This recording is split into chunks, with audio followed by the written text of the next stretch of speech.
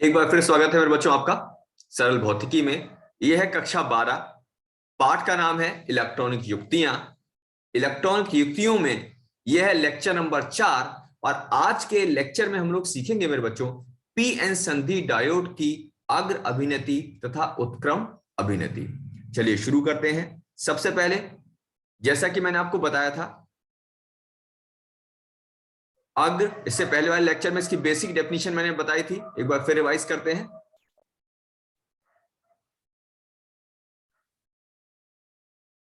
अग्र अभिनति, अग्र अभिनति का मतलब जैसे मान लो मेरे बच्चों ये मेरे पास एक पीएन जंक्शन डायोड हो गया, या इसका सूचक है पीएन जंक्शन डायोड का। यहां पर ये पी सेक्शन, ये एन सेक्शन, पी सेक्शन को ज्वाइन कर दिया उच्च विभव से, और एन सेक्शन को ज्वाइन कर दें निम्न विभव से। तो पी सेक्शन को उच्च विभव से और एन सेक्शन को निम्न विभव से अगर ज्वाइन कर देते हैं, इस तरह से जोड़ देते हैं, तो इस तरह से पीएन जंक्शन डायोड का जोड़ना अग्र अभिनत कहलाएगा। ये क्या कहलाता है? अग्र अभिनत। यानी परिभाषा के अनुसार क्या हो जाएगा? जब पीएन संधि डायोड को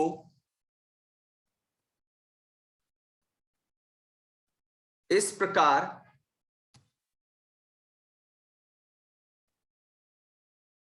जोड़ा जाए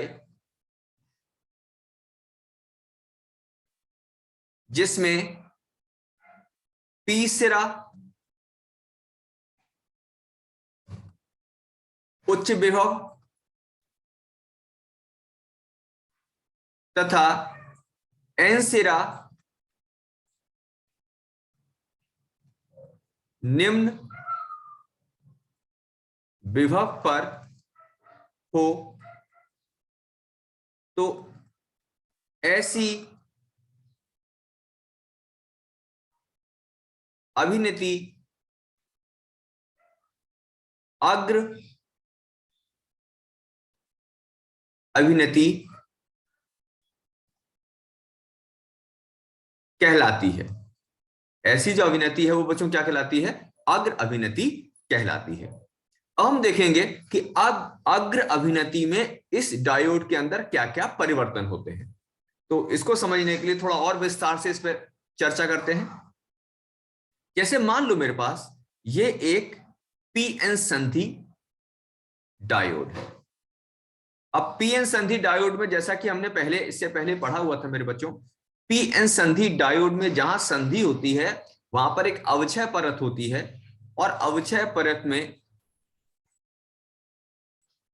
जैसे मान लो ये अपने पास पी सेक्शन है और ये वाला सेक्शन एन है, तो पी सेक्शन में बहुत सारे कोटर होंगे, क्योंकि पी सेक्शन में कोटर क्या होते हैं? बहुसंख्यक। और एन में ढेर सारे इलेक्ट्रॉन होंगे, क्योंकि एन में इलेक्ट्रॉन क्या होंगे? बहुसंख्यक होते हैं। ठीक है। और इसके अवक्षय परत में यहां पर ऋण आवेश आ जाता है और इस जगह आता है धन आवेश, इस तरह से। ठीक। अब आपने क्या जोड़ दिया? आपने इसको जोड़ दिया कैसे? पी सिरे को जोड़ दिया उच्च विभव से और एन सिरे को जोड़ दिया निम्न विभव से। ये पी और ये। अब सबसे बेसिक जो बात हमको यहां सीखनी है उस पर थोड़ा सा आप ध्यान देते हैं। पी और एन पर देखो क्या क्या बातें यहां पर सामने आ जाएंगी। सबसे पहला पॉइंट,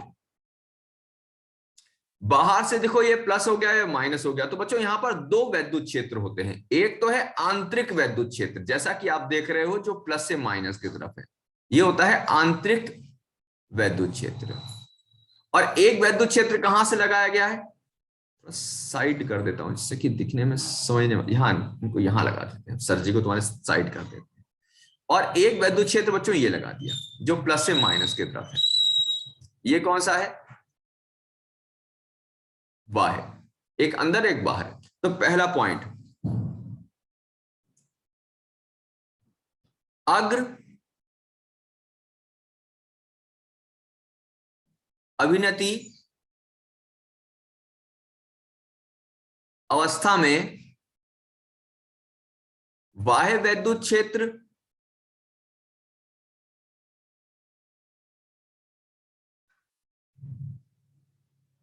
अवक्षय परत के अनुदिश वैद्युत क्षेत्र के विपरीत होने के कारण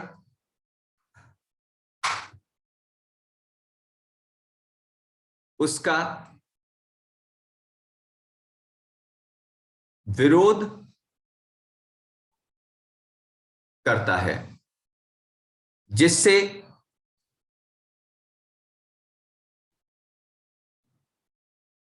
अवक्षय परत की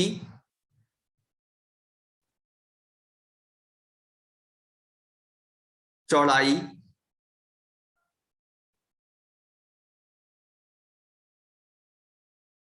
कम होती जाती है और एक विभवांतर के बाद यह प्रभावहीन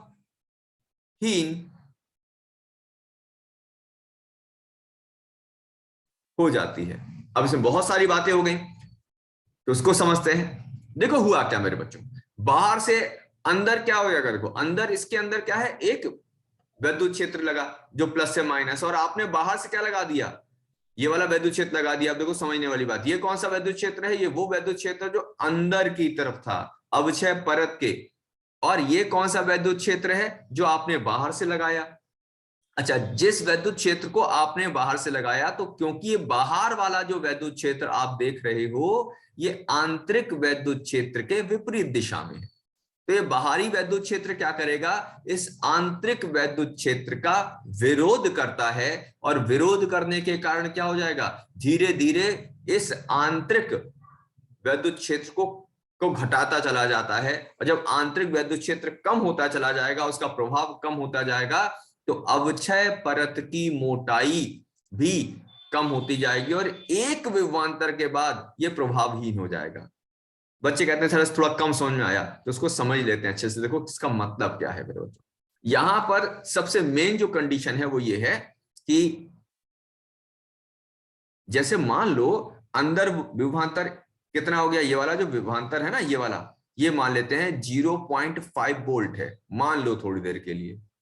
अब आपने बाहरी विभवांतर को बढ़ाना शुरू किया, बाहरी विभवांतर कितना कर दिया, पहले 0.1, फिर 0.2 कर दिया, फिर 0.3 कर दिया, 0.4, 0.5, बस 0.5 तक तो बात सही थी। लेकिन जैसे ही आपने इस विभवांतर को 0.5 के बाद 0.6 किया, तो इसने क्या किया, इस 0.6 ने पूरी तरीके से आंतरिक विभवांतर को प्रभावहीन कर देना है। ठीक, अब यहां तक यानी 0.5 वोल्ट, यानी ये वो विभवांतर है जहां तक क्या होगा, जहां तक आंतरिक जो विभवांतर है उसने सरवाइव किया, वो चला थोड़ी देर, लेकिन 0.6 होते ही आंतरिक विभवांतर प्रभावहीन हो जाएगा, उसका प्रभाव खत्म हो जाएगा, यहीं से धारा बहने की व्यवस्था शुरू हो जाएगी। 0.6 से शुरू हो गई, ठीक। अच्छा, मान लो मैं कहता भैया 0.5 नहीं है, ये 0.5 ना होकर ये कितना है मेरे बच्चों, ये मान लेते हैं अपने पास 0.5 ना होकर ये 0.3 है, तो यहीं तक विरोध बेचारा कर पाता, और 0.4 से ये प्रभावहीन हो जाता। तो ये लिखा है कि अग्र अभिनत अवस्था में क्या होता है मेरे बच्चों, जो बाहरी वैद्युत क्षेत्र है वो कैसा होता है, देखो वो आंतरिक वैद्युत क्षेत्र का विरोध करता है, और एक निश्चित विभवांतर के बाद जो आंतरिक अवक्षय परत है वो प्रभावहीन हो जाती है। चलो अब दूसरे पॉइंट पर आते हैं। इसके बाद क्या होगा? अब हमें मालूम है कि अंदर वाली परत ने क्या किया, प्रभावहीन हो गई। अब क्या होगा? देखो ये कैसा है, प्लस है, और कोटर भी प्लस होते हैं। कोटर भी कैसे होते हैं मेरे बच्चों? प्लस। तो कोटर भी प्लस है, तो कोटर ये वाला प्लस कोटर को क्या करेगा, प्रतिकर्षित करेगा, और कोटर सारे के सारे कहां चलना शुरू कर देंगे अब, पी से एन। कोटर कहां चलेंगे, पी से एन चलने लगे। और इलेक्ट्रॉन पर ऋणात्मक होता है, यहां साइड में भी ऋणात्मक है, दोनों चीज ऋणात्मक है, तो यहां पर भी प्रतिकर्षण होगा और इलेक्ट्रॉन ये चल दिए। यानी अब क्या हो गया, जैसे ही अवक्षय परत हटेगी वैसे ही क्या होगा, वैसे ही होल्स यानी कोटर चलेंगे पी से एन और इलेक्ट्रॉन चलेंगे एन से पी, और इनमें विसरण शुरू हो जाएगा। यानी मैं इसको पॉइंट को हटाता भी जा रहा हूं जिससे हमारे पास बोर्ड पे जगह हो जाए। पहला पॉइंट हो गया, इसी पर दूसरा पॉइंट आ गया। दूसरा पॉइंट क्या हो जाएगा, नोट करते चले जाना, रिकॉर्डेड वीडियो है, आराम से इसको बाद में भी देख सकते हो आप। अब दूसरा पॉइंट आ जाओ। अवक्षय अवक्षय परत प्रभावहीन हो गई, अब क्या होगा, अवक्षय परत प्रभावहीन होते ही क्या होगा,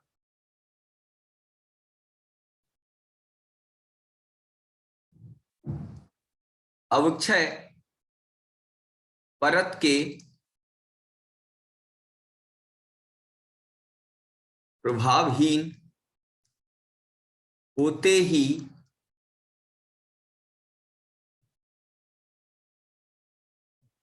कोटर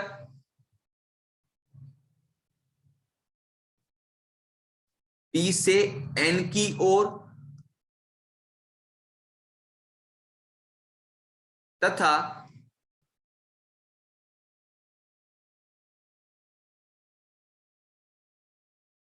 मुक्त इलेक्ट्रॉन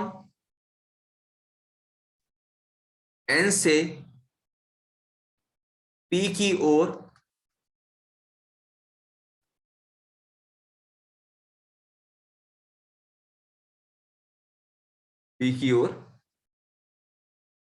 गति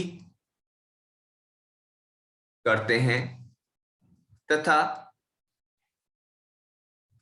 कोटरों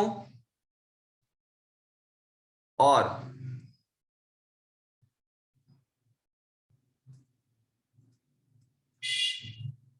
इलेक्ट्रॉनों इलेक्ट्रॉनों के बीच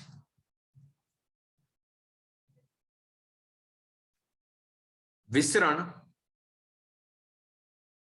होने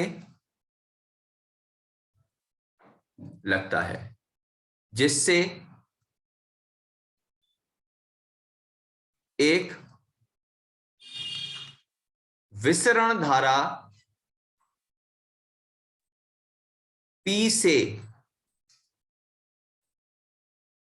एन की ओर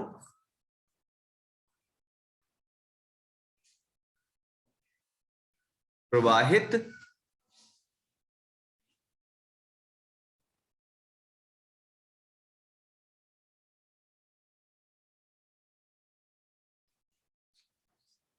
होने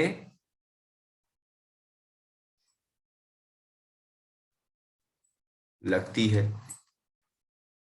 अतः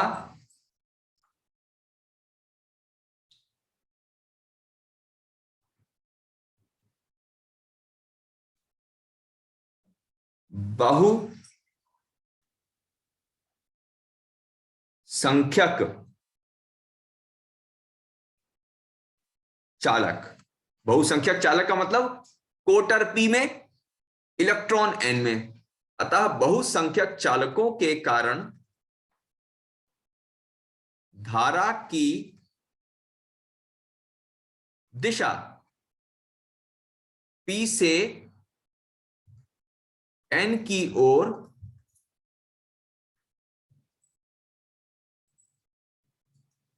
होती है। हो गया दूसरा पॉइंट। जैसे ही बाहरी विद्युत क्षेत्र ने अवक्षय परत को प्रभावहीन किया, वैसे ही कोटर और इलेक्ट्रॉन एक दूसरे की तरफ दौड़ने लगेंगे। जब एक दूसरी तरफ चलने लगेंगे तो यहां पर क्या हो जाएगा, कोटर और इलेक्ट्रॉन आपस में विसरित होंगे। और इनके विस्तृत होने के कारण एक विसरण धारा बहने लगेगी जिसकी दिशा P से N की ओर। अब मेरे बच्चों को डाउट हो सकता है, सर ये P से N की ओर क्यों हो गया? भाई देखो, पॉजिटिव कहां है? P। धारा की दिशा हमेशा धन आवेश की दिशा में या ऋण आवेश के विपरीत होती है। तो कोटर धनावेश है और कोटर चल रहे हैं P से N, यानी धनावेश चल रहा है P से N, तो धारा की दिशा भी P से N हो गई। अच्छा, यही बात इलेक्ट्रॉन के तरफ से समझो। इलेक्ट्रॉन जा रहा है N से P, इलेक्ट्रॉन जा रहा है N से P, और इलेक्ट्रॉन कैसा चालक है? ऋणात्मक। इलेक्ट्रॉन कैसा है? ऋणात्मक है। तो N अगर ऋणात्मक है तो ऋणात्मक होने पर क्या हो जाएगा? N अगर ऋणात्मक है तो N जाएगा N ऋणात्मक N से P, तो धारा की दिशा उल्टा हो जाएगी, यानी P से N। जरा इतना जल्दी से नोट कर दो आप। अब तीसरे पॉइंट की तरफ आते हैं। तीसरा पॉइंट क्या है? देखो,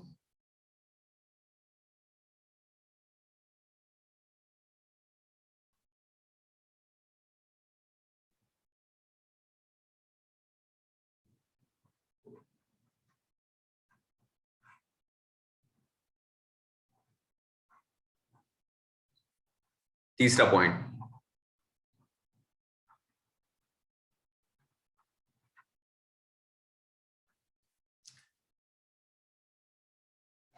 तीसरा पॉइंट। अब यहां पर बहुसंख्यक की तो बात हो गई, लेकिन इसमें थोड़े से क्या होते हैं मेरे बच्चों? अल्पसंख्यक भी होंगे। अल्पसंख्यक कौन होंगे? जरा समझने की कोशिश करना मेरे बच्चों। अल्पसंख्यक में क्या होगा? यहां पर क्या होंगे? थोड़े से इलेक्ट्रॉन भी होते हैं। पी में क्या होंगे? थोड़े से इलेक्ट्रॉन भी होंगे। जैसे मान लो ये अल्पसंख्यक हो गए इलेक्ट्रॉन। और ऐसी एन में कौन होते हैं? एन में अल्पसंख्यक कौन होते हैं? कोटर। थोड़े से कोटर भी होते हैं। अब अल्पसंख्यक की अगर बात करें मेरे बच्चों, तो अल्पसंख्यक का क्या हो जाएगा? अल्पसंख्यक का रोल अलग है। पी में जो इलेक्ट्रॉन है, इन इलेक्ट्रॉनों को यह धनावेश क्या करेगा? यानी उच्च विभव अपनी तरफ खींच लेगा। और ऐसी ये जो कोटर है, कोटर को ऋण आवेश अपनी तरफ खींच के रखेगा, है ना? देखो यहां देख रहे हो ना, जैसे इसमें क्या होगा? ये जो इलेक्ट्रॉन है ये इस तरफ इससे इससे आकर्षित रहेंगे। जितने इलेक्ट्रॉन है, ये वाले या ये वाले। और ऐसे यहां जो कोटर है, कोटर किससे आकर्षित रहेंगे? इस ऋण से आकर्षित रहेंगे। इसका मतलब क्या हो गया कि अग्र अभिनति अवस्था में, अग्र अभिनति अवस्था में अल्प संख्यक चालक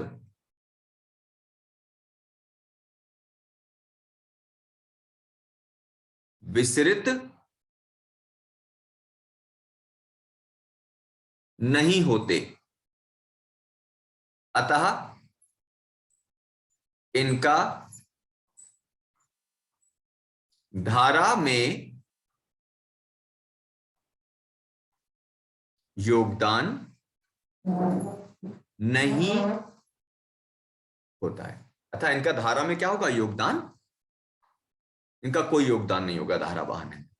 ठीक है, तो ये अपने पास क्या हो जाएगा? ये हो गया अग्र अभिनत अवस्था में। यानी कुल मिलाकर तीन, अगर मैं इसको जल्दी से रिवाइज कर रहा हूं, 3 पॉइंट की बात करूं, तो अग्र अभिनत में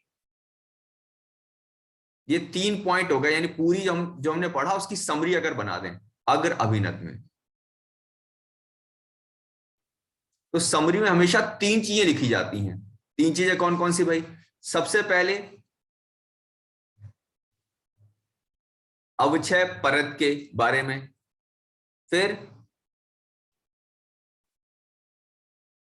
बहुसंख्यक, और फिर अल्प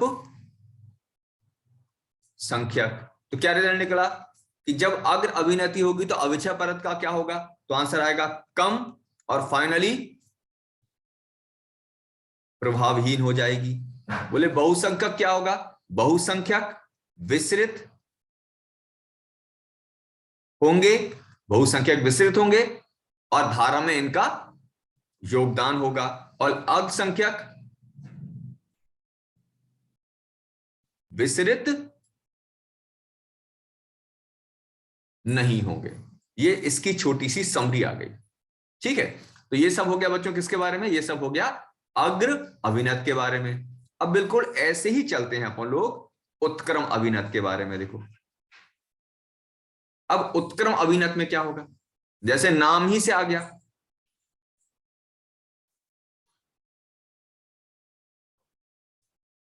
उत्क्रम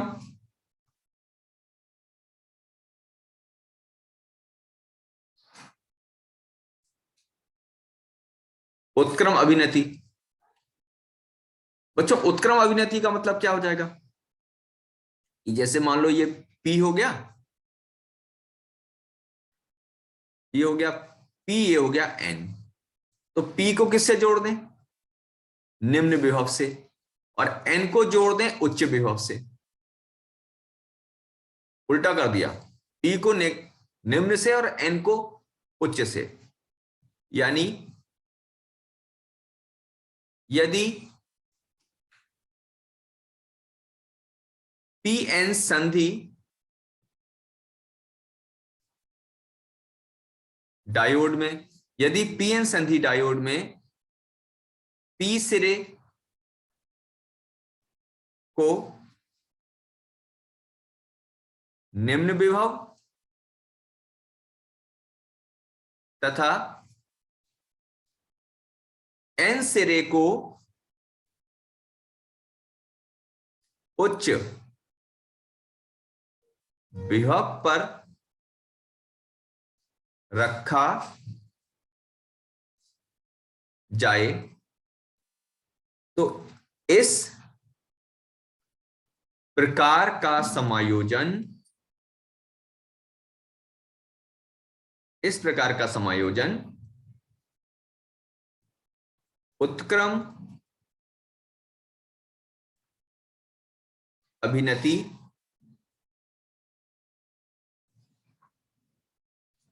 कहलाता है। ये क्या कहलाएगा, उत्क्रम अभिनति कहलाएगा। ठीक है, अच्छा अब ये समझ लेते हैं इसमें होगा क्या, परमाणु स्तर पर क्या होगा। तो ये मान लेते हैं अपने पास एक डायोड हो गया,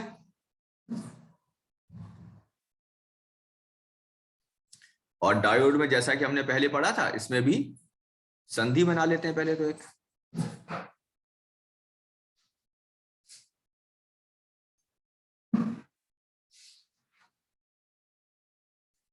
अब इस अवस्था में ये हो गया P, ये हो गया N। P में क्या होंगे बच्चों, P में ढेर सारे कोटर बहुसंख्यक। ये तो क्वेश्चन याद होना चाहिए, P संख्यक में बहुसंख्यक P में बहुसंख्यक कौन होते हैं, तो याद होना चाहिए कोटर होते हैं। और N सेक्शन में बहुसंख्यक कौन होते हैं, ये भी याद हो जाना चाहिए। N में बहुसंख्यक होते हैं इलेक्ट्रॉन। ठीक है, अब यहां पर इसके अंदर क्या है, देखो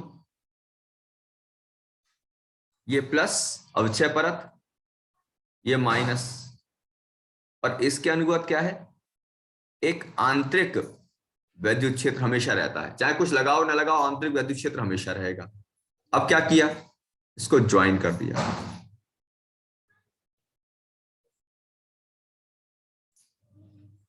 अब ध्यान देने वाली बात देखो, 3 पॉइंट लिखेंगे।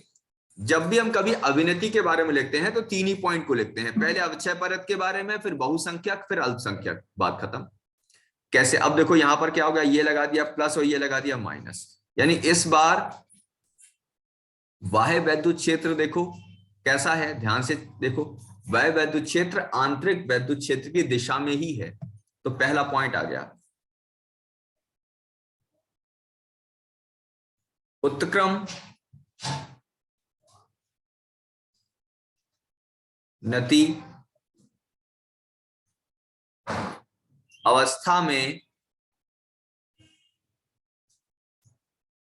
बाह्य वैद्युत क्षेत्र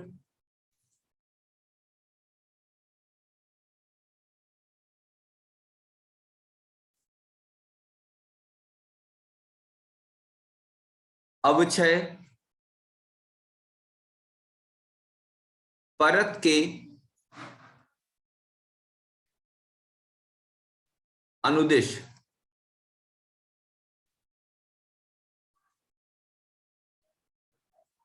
वैद्युत क्षेत्र की दिशा में होता है, अतः अवक्षय परत की चौड़ाई तथा प्रभाव बढ़ जाता है। अवक्षय परत की चौड़ाई तथा प्रभाव बढ़ जाएगा, यानी क्या करेगा, ये जो बाहरी वैद्युत क्षेत्र है, क्योंकि ये आंतरिक वैद्युत क्षेत्र की दिशा में, देखो दोनों समान दिशा में हो गए, ये देखो और ये देखो, क्योंकि दोनों समान दिशा में है तो बाहरी वैद्युत क्षेत्र क्या करेगा, आंतरिक वैद्युत क्षेत्र की सहायता करेगा और उसके प्रभाव को और बढ़ा देगा। ठीक, अब इसके प्रभाव को बढ़ा देगा तो अवक्षय परत की मोटाई बढ़ जाएगी। ये क्वेश्चन आता है कि अग्र अभिनत में मोटाई या चौड़ाई क्या होगी, तो आंसर आएगा अग्र अभिनत में कम हो जाती है और उत्क्रम अभिनत में चौड़ाई या प्रभाव बढ़ जाता है। ठीक है, चलो नेक्स्ट आ गया सेकेंड पॉइंट। अब देखो बहुसंख्यक जो है, ध्यान देने वाली बात आ गई यहां पर, देखो पी पर कोटर है और कोटर क्या होंगे, ये जो ऋण है ये कोटरों को जाने नहीं देगा, देखो इनको अपनी तरफ बुला लेगा। और वही स्थिति इलेक्ट्रॉनों की है, इलेक्ट्रॉन को ये धन आवेश क्या करेगा, अपनी तरफ खींच के रखेगा। यानी इस बार बहुसंख्यक जो हैं उनको आपस में मिलने नहीं दिया जाएगा। होल्स को कहां खींच के रखा गया, होल्स को यहां खींचा गया और इलेक्ट्रॉन को यहां खींच के रखा गया। तो यानी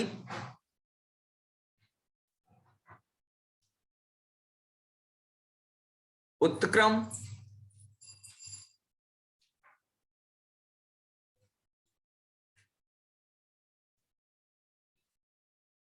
अवस्था में, उत्क्रम अभिनति अवस्था में बहुसंख्यक चालक, बहुसंख्यक चालक का नाम आते समझ जाया करो। बहुसंख्यक का मतलब P में कोटर, N में इलेक्ट्रॉन। तो उत्क्रम अभिनति अवस्था में बहुसंख्यक चालक आपस में विसरित नहीं होते, अतः विसरण धारा में उनका योगदान नहीं होता। यानी बहुसंख्यक अब विसरण धारा में कोई योगदान नहीं करेंगे। अब तीसरा पॉइंट आ गया, यहां पर उत्क्रम अवस्था में क्या हुआ, देखो उत्क्रम अवस्था में बहुसंख्यक तो, लेकिन P में और कौन है, भूलना नहीं है, P में कौन है, अभी P में थोड़े से इलेक्ट्रॉन भी हैं, P में इलेक्ट्रॉन है ना थोड़े से, और ऐसे ही N में कौन है थोड़े से, कोटर। अब इनकी मौज आ गई, देखो जैसे होता है ना, अब तो भाई कई बार ऐसा होता बच्चों को भुला ले, वो तो आ जाओ, लेकिन अब समय बदल गया, बोले अब बच्चों का समय आ गया। अब जो P में अल्पसंख्यक हैं, जिनकी संख्या P में कैसी है, कम है, वो इस ऋण से क्या होंगे, देखो इस तरह गति करेंगे, देखो विपरीत दिशा में। और यहां के कोटर यहां भागेंगे, देखो चिन्ह देखना, कोटर क्यों भागेंगे, क्योंकि देखो ये कैसा है, ये धन है और कोटर भी धन होता है, तो धन और धन एक दूसरे को प्रतिकर्षित करेंगे। वही स्थिति इलेक्ट्रॉन की और नेगेटिव की है, ये ऋणात्मक और ये इलेक्ट्रॉन, तो ये भी एक दूसरे को क्या करेंगे, प्रतिकर्षित। यानी इस बार बहुसंख्यक तो बाहर खींच लिए गए, लेकिन अल्पसंख्यक एक दूसरे की तरफ ढकेल दिए जाएंगे। इसका मतलब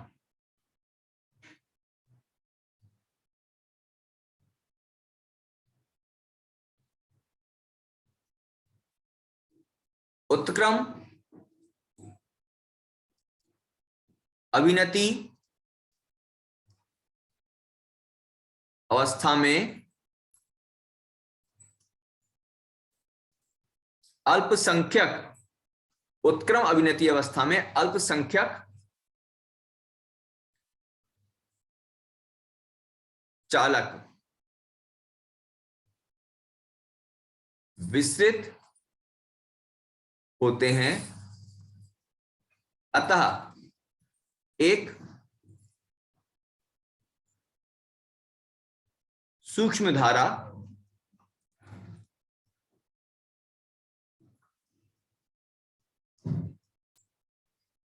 प्रवाहित होती है। यानी सूक्ष्म धारा इसलिए क्योंकि संख्या इनकी वैसी कम है। इसका मतलब हो गया कि उत्क्रम अविनत में धारा ज्यादा प्रवाहित नहीं होगी, उत्क्रम अविनत में धारा का मान बहुत कम होगा। ठीक है, और लगे हाथ एक छोटा सा पॉइंट और फिनिश कर लेते हैं। ये पूरा हो गया उत्क्रम अविनत। यहां पर एक वर्ड आएगा अभिलाक्षणिक वक्र।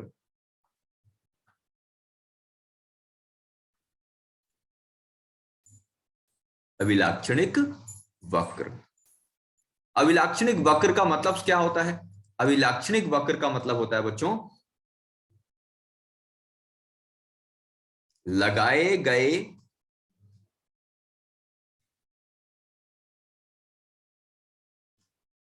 विभवांतर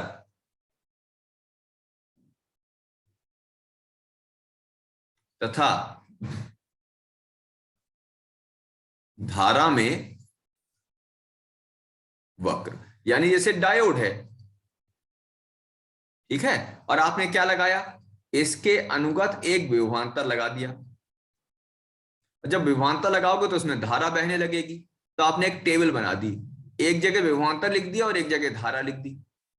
और आपने क्या किया, यहां पर ढेर सारी रीडिंग नोट करनी। जैसे आ गया मान लो 1 वोल्ट, 2 वोल्ट, 3 वोल्ट, 4 वोल्ट, फिर धारा का मान 0.5,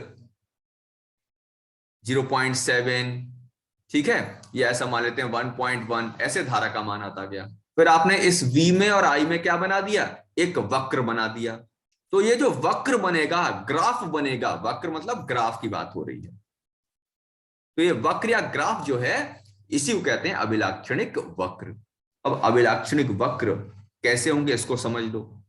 अभिलाक्षणिक जब वक्र की बात करेंगे, ये भी बोर्ड में 1 नंबर का क्वेश्चन आ जाता है।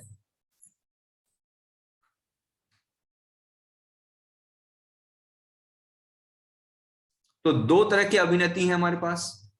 कौन कौन सी अभिनति आ गई? एक तो आ गया अग्र अभिनति, और एक कौन सा आ जाएगा,